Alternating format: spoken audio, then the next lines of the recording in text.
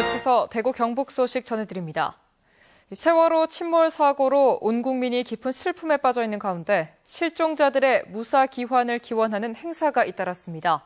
애도 분위기 속에 축제성 행사는 취소되고 있습니다. 도성진 기자입니다. 예수의 부활을 축하하기 위해 마녀 신도들이 한자리에 모였습니다. 하지만 이번 부활절은 기적 같은 생환의 소식이 들려오길 바라는 간절한 기도로 시작됐습니다. 물속에 잠겨버린 세월호에서도 희망이 부활하고 실종자가 구조되길 바라는 마음을 모아 진도로 전했습니다. 여객선 침몰 현장에 한 생명이라도 빠른 시간에 구출되도록 우리 국민들 삶의 현장에 사건, 사고가 없게 하여 주시기를 위하여 부처님 오신 날 봉축 행사도 엄숙하고 차분하게 진행되고 실종자 무사 귀환을 기원하는 법회가 열렸습니다. 예불로 시작해 세월호 사고 희생자들의 넋을 위로하고 실종자들을 향해 손을 모았습니다. 눈물을 담은 간절한 기도와 염원으로 신락 같은 희망이 반드시 현실이 되길 바라고 또 바랐습니다. 한편 어제부터 열릴 예정이던 비슬산 참꽃 문화제와 부대 행사는 전면 취소됐고 다음 달 1일 예정이던 대구 시민회관의 공연이 연기되는 등 축제성 행사는 축소나 취소되고 있습니다. 공무원 회식 자제와 음주 가무 금지령이 내려진 가운데 전 국민적 애도 분위기가 점차 확산되고 있습니다. MBC 뉴스 도성진입니다. 새누리당 중앙당이 진도 해상 세월호 사고로 지방선거 당내 경선과 선거운동의 일정을 일단 무기한 연기하기로 함에 따라 대구시당과 경북도당도 내일부터 진행 예정이던 관련 일정을 모두 무기한 연기했습니다.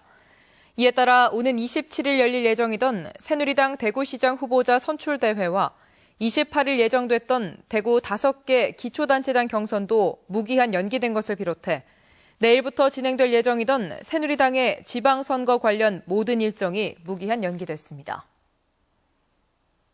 지난 1월 뉴스데스크 시간을 통해 보도해드린 54단 훈련병 사망 사건 기억하시는지요? 해당 사건을 수사하던 헌병대가 대구병원 군의관을 과실치사와 의료법 위반 혐의로 기소 의견으로 군검찰에 송치해 의료사고를 인정했습니다. 숨진 훈련병은 순직 처리돼 현충원에 안장됐습니다. 양관희 기자가 보도합니다. 54단 신병교육대에서 훈련을 받던 22살 이모 씨가 급성 당뇨병성 케톤산 혈증을 제때 치료받지 못해 숨진 것은 지난 1월 19일. 숨지기 6일 전 국군 대구병원에서 소변 검사를 받아 당뇨가 매우 심각한 상태라는 결과가 나왔지만 엉뚱하게도 방광염약만 처방받았고 내과 치료는 받지 못했습니다. 수사를 맡은 제2작전부 헌병대는 당시 진료를 맡은 비뇨기과 군의관을 기소 의견으로 군검찰에 송치했습니다. 급성 당뇨를 나타내는 검사 결과를 받아놓고도 내과 진료를 받도록 하지 않은 데 대해 과실치사 및 의료법 위반 혐의를 적용한 것입니다. 군검찰은 오는 25일에 전역하는 군의관이 민간 수사기관에서 조사를 받을 수 있도록 빠른 시일 내에 기소를 할 방침인 것으로 알려졌습니다.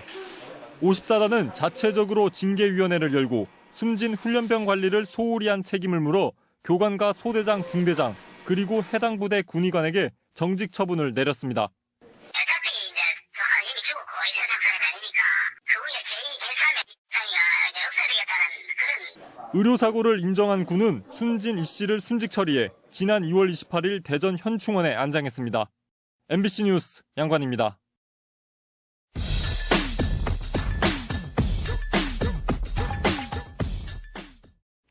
대구, 경북 지역민들의 참여로 만들어지는 모바일 엠벤 정미옥입니다. 이번 주 엠벤에는 진도 여객선 침몰 참사의 기적을 염원하는 글들이 도배를 이뤘습니다. 윤미숙님은 내가 할 수 있는 일이 기도밖에 없다. 미안하다라는 글을 올렸고 홍종희님의 무사 귀환을 위해 다 함께 기도하자라는 글에 많은 분들이 댓글을 통해 종교를 떠나 한마음으로 간절함을 표현했습니다. 박동희님은 아이언맨 같은 영화 속 영웅들이라도 데려와서 배를 바로 세우고 싶다는 애절함을 피력했고 광수생강님은 저 물을 다 퍼내고 싶다며 안쓰러움과 슬픔을 얘기했습니다. 전 국민이 앓고 있는 이 우울감이 한 줄기 희망 같은 기적을 통해 치유가 됐으면 더할 나위가 없겠습니다.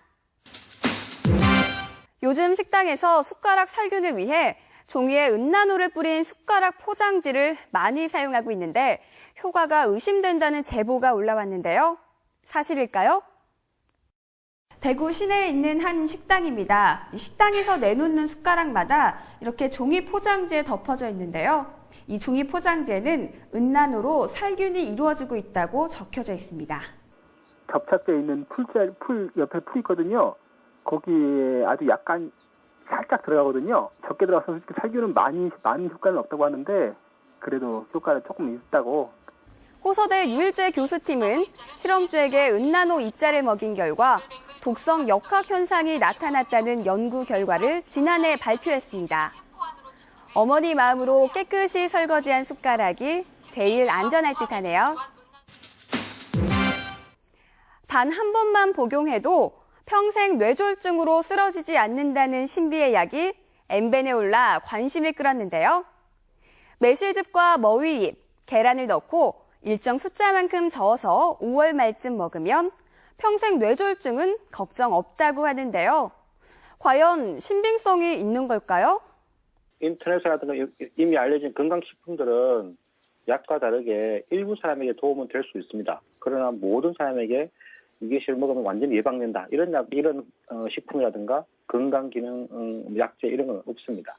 수많은 제약사들이 있지만 뇌졸중 특효약을 이렇게 만들지 않는 것을 보면 다 이유가 있는 거겠죠? 요즘 아동학대가 문제가 되고 있는 가운데 칠곡 의붓딸 학대 사건의 판결 결과를 두고 의견이 분분하게 일고 있는데요. 피고인 계모에게 내려진 징역 10년형.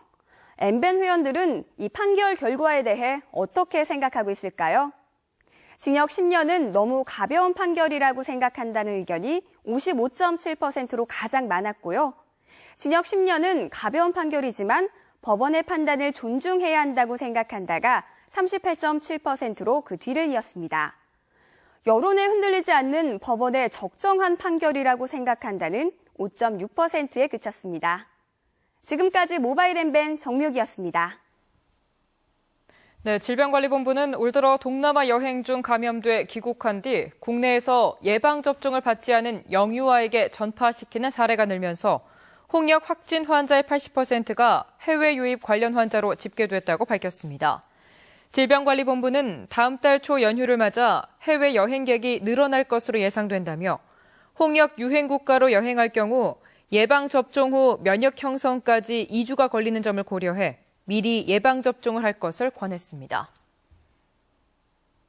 중소기업중앙회 대구경북지역본부가 지역 소상공인 118개 업체를 대상으로 경영 상황을 조사한 결과 86%가 현재 체감 경기를 어렵다고 답했습니다. 최근 1년 동안 경영수지 흑자를 기록한 소상공인은 10.9%에 불과했고 89%는 적자 내지는 현상 유지라고 답했습니다. 특히 60%의 응답자가 자신의 사업 분야가 과잉 경쟁 상태라고 밝혔고 올해 사업 전망이 부정적이라는 응답자가 68%나 됐습니다. 국토교통부 조사 결과 올해 3월 기준으로 대구의 자동차 보유 대수는 104만 9천 대, 경북은 122만 4천 대로 집계됐습니다. 경북 지역 자동차 가운데는 승용차가 87만 6천 대로 가장 많았고 승합차 5만 6천 대, 특수차 6천여 대로 나타났으며 화물차는 28만 6천 대로 서울과 경기에 이어 전국 세 번째로 많았습니다. 한편 지난해 우리나라 자동차 등록 대수는 1,700만 대를 돌파했습니다. 정부가 아이 낳고 키우기 좋은 기업과 공공기관, 지자체에 대한 국민 추천을 받습니다. 대구시와 경상북도에 따르면 오는 7월 11일 인구의 날을 맞아 진행하는 이번 국민 추천은 인터넷 검색창에 인구의 날을 입력하면 나오는 사이트에 들어가 아이 낳고 키우기 좋은 기업이나 공공기관, 지방자치단체를 추천하면 됩니다. 정부는 국민이 추천한 기업과 공공기관, 지자체에 대해 확인평가 등을 거쳐 포상할 방침입니다. 누구보다 힘들고 지쳐가고 있을 실종자 가족 여러분들, 이 마지막까지 희망의 끈을 놓지 않기를 기원하면서 다시 서울 연결해 여객선 침몰 사고 소식 계속 전해드리겠습니다. 여러분 고맙습니다.